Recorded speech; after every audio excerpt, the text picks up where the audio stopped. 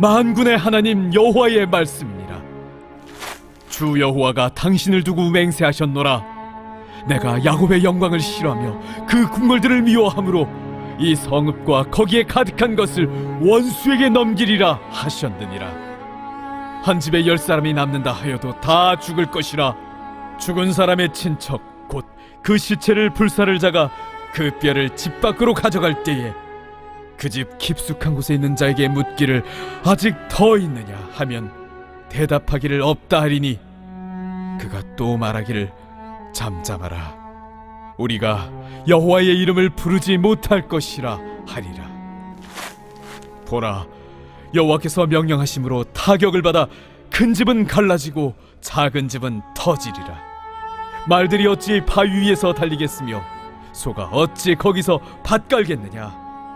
그런데 너희는 정의를 쓸개로 바꾸며 공의의 열매를 쓴 쑥으로 바꾸며 험한 것을 기뻐하며 이르기를 우리는 우리의 힘으로 뿔들을 취하지 아니하였느냐 하는도다. 만군의 하나님 여호와의 말씀이니라. 이스라엘 족속아, 내가 한 나라를 일으켜 너희를 치리니 그들이 하맛 어귀에서부터 아라바 시내까지 너희를 학대하리라 하셨느니라.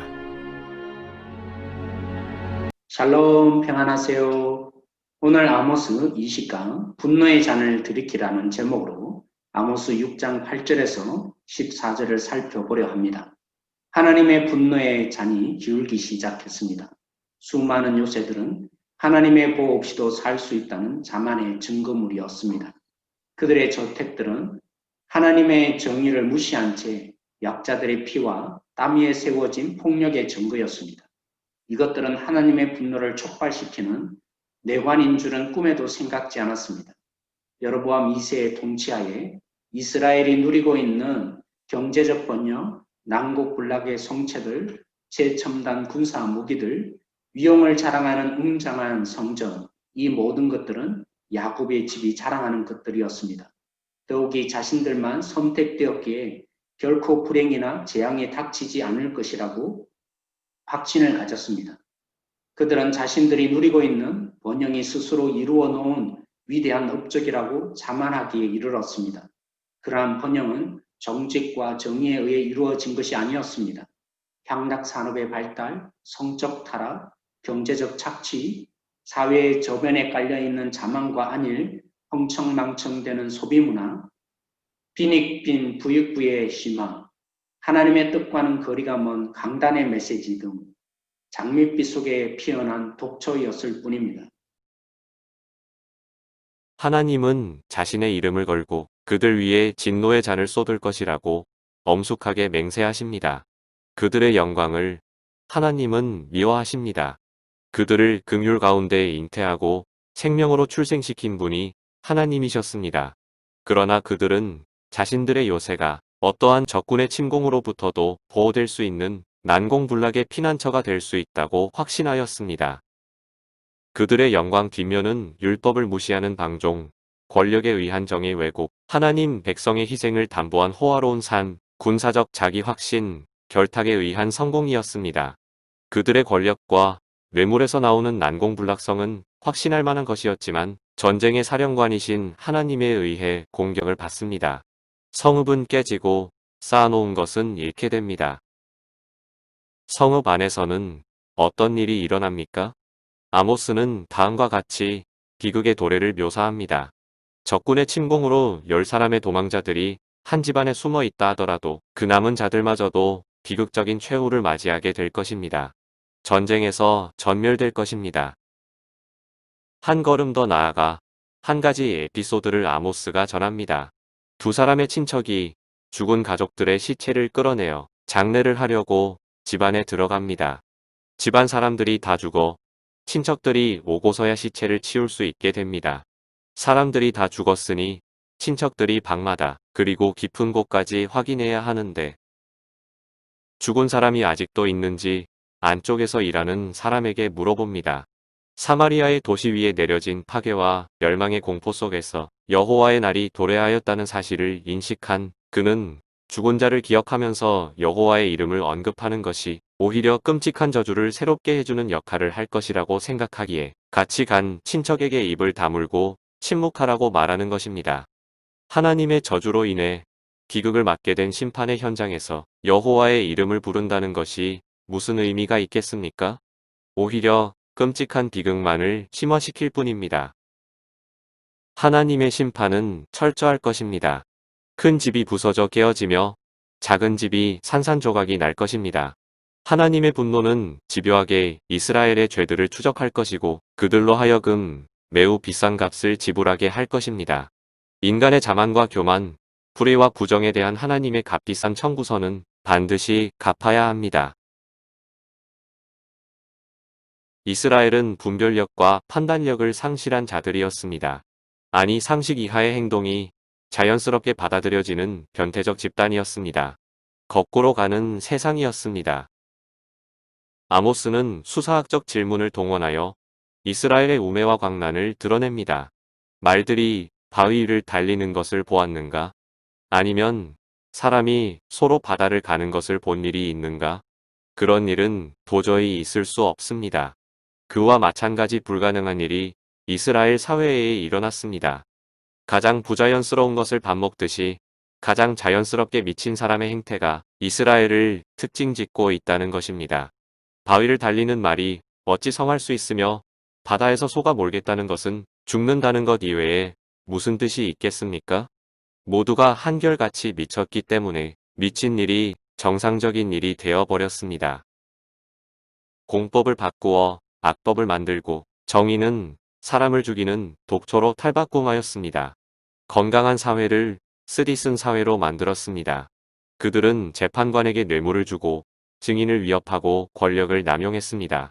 맹독과 난쟁이 관목에서 쓴 맛을 내는 식물인 인진, 곧 독과 슬픔을 가져다주는 사람들은 바로 백성을 위해 일하도록 세워진 지도자들이었습니다. 13절에 우리 성경은 허무라고만 번역했는데 도시 이름입니다. 허무, 공허, 비어있음, 아무것도 아님을 의미하는 도시. 로드바르에는 싸워야 할 대상이 전혀 없었는데도 불구하고 이스라엘은 마치 그 도시와 대규모 전쟁을 치른 후에 그 성읍을 얻은 것처럼 착각하여 크게 즐거워하고 있습니다. 홀들이라고 번역한 부분도 도시 이름입니다. 홀들이란 의미를 가진 카르나임이란 도시를 정복하였을 때에도 마치 자신들의 뿔들로 승리를 얻은 양 자만하였습니다. 그들이 사용하는 문장 속의 주어는 항상 우리 였습니다. 그들의 생각과 삶 속에는 도무지 하나님의 자리가 없습니다. 하나님의 주권이 존중되지 않고 그분의 통치권이 행사되지 않는 사회에는 오직 교만한 인간의 모습만 있을 뿐입니다. 이스라엘의 운명은 이미 결정되었습니다. 역사의 주인이신 하나님은 이제 이방민족을 심판의 도구로 삼아 자기 백성을 치시기로 작정하셨습니다. 그들이 그렇게 군사력을 뽐내며 자만하였다면, 하나님의 간섭 없이도 전쟁에서 승리하였다고 자만스럽게 자축하였다면 그들의 업적은 아무것도 아닙니다. 그들의 거만한 코와 오만스러운 목소리와 뻣뻣한 목들을 하나님이 그대로 놔두실까요? 만군의 하나님이 친히 그들을 향해 칼을 들고 치러 일어나실 것입니다. 하나님은 더 이상 앉아 계시거나 침묵하지 않을 것입니다. 하나님은 한 나라를 일으켜 이스라엘을 치실 것입니다. 그들은 북쪽 키르나임과 남쪽 로드바르와의 전투에서 승리하였다고 자랑하지 않았습니까? 그러나 이제는 바로 그러한 교만을 부술 것입니다. 하나님은 심판의 도구로 한 나라를 들어서 이스라엘의 북쪽 국경 르보하맛으로부터 남쪽 국경 아르바 계곡에 이르기까지 이스라엘의 전역을 유린하고 강탈할 것입니다. 우리는 아모스가 말한 여호와의 날이 지나간 세대를 살고 있습니다. 우리의 연약함을 몸소 친히 겪으신 대제사장 예수님을 통해 하나님의 진노를 바라봅니다. 우리는 옛 이스라엘의 불의와 죄악들을 어깨에 짊어지고 골고다 언덕을 오르신 참 이스라엘이신 예수님을 알고 있습니다. 우리에게 예수님이 계시기에 우리는 아모스의 불타는 메시지를 새롭게 듣게 됩니다. 이스라엘과 내 자신이 전혀 다르지 않구나, 소망이 없구나, 믿는다고 했는데 지적인 동의였고 그런 나는 교회 안에 있다고 구원받지 못하는구나. 안일함과 교만으로 구원이 보장되었다고 안심한 자신이 얼마나 절망적인지를 깨달아야 했습니다. 그러나 예수님을 통해 이 메시지를 들으면 두려움과 공포의 메시지가 아니라 구원과 은혜의 메시지로 읽게 됩니다.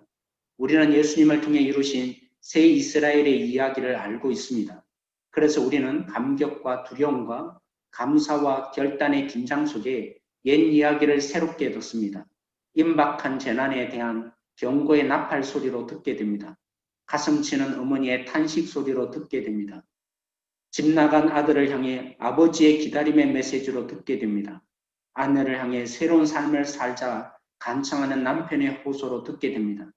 우리는 이 하나님의 부르심에 응답하여 하나님의 샬롬을 맛보고 흘려보낼 자입니다.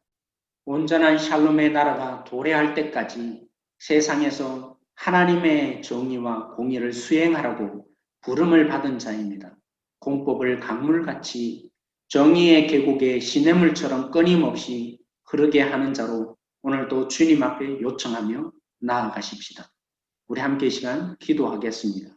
얼마나 절망적인지 우리의 마음을 무겁게 하는 이 죄악들 앞에서 하나님께서 이 아모스를 통해서 철저히 나타내셨는데, 그러니까 오늘도 온전히 순종하신 우리의 죄악을 짊어지고 골고다에 오르신 그 예수님의 빛으로 오늘도 우리에게 돌아오라고 하시는 아비가 되시고 남편이 되셔서 이 고멜과 같은 우리를 불러주시는 하나님, 하나님을 버리고 달아난 탕자와 같은 우리를 다시 부르시는 그 하나님의 목소리, 집 나간 아들을 기다리시는 그 아버지의 마음 오늘도 알고 응답하는 자로 하나님 내가 여기 있습니다.